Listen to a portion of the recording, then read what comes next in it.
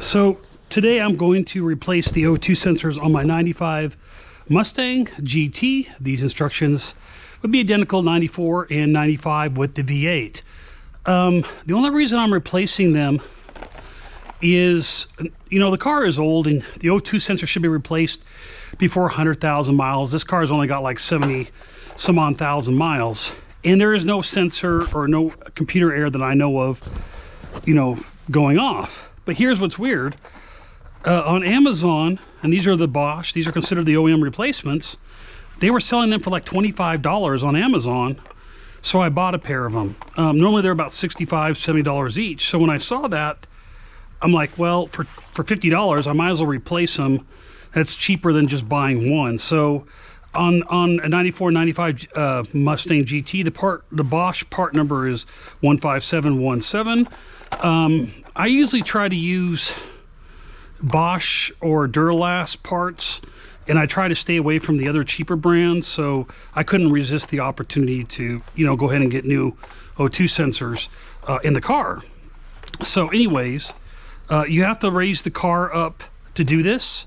It's one of those things where it's going to be really easy or it's not going to be real easy thing, depending on how bad or how rusted the O2 sensors are to the exhaust pipe. I already sprayed them down with PB Blaster. 90% of the time, if you do not spray them down, you're not getting them out. So, and I want them to sit for about 5 minutes soaking in before I attempt to get them out. So you will need to disconnect the battery when you do this.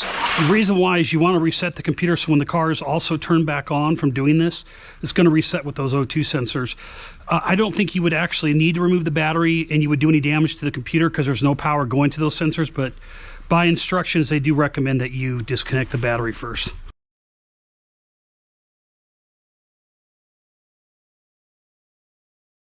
So this is the location of the O2 sensors.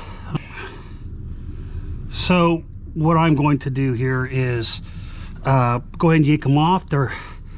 This here looks, and then the other one is just right there.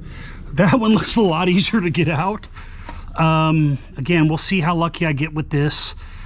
It's going to go out slowly, but before you start turning it, you want to disconnect it.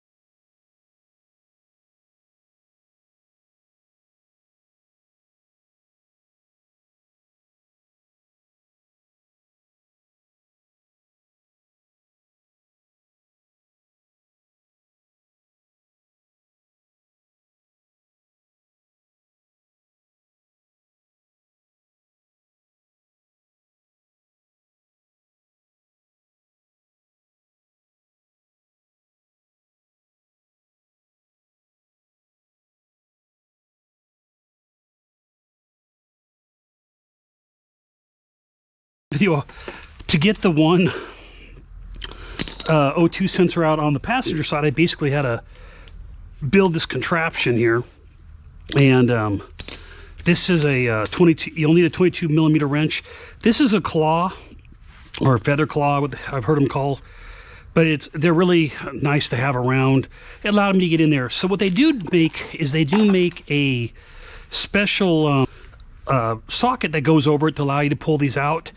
The reason I didn't buy the socket, my experience is that you can't get enough room in to get that socket to get it out anyway. So sometimes a socket is nice to have.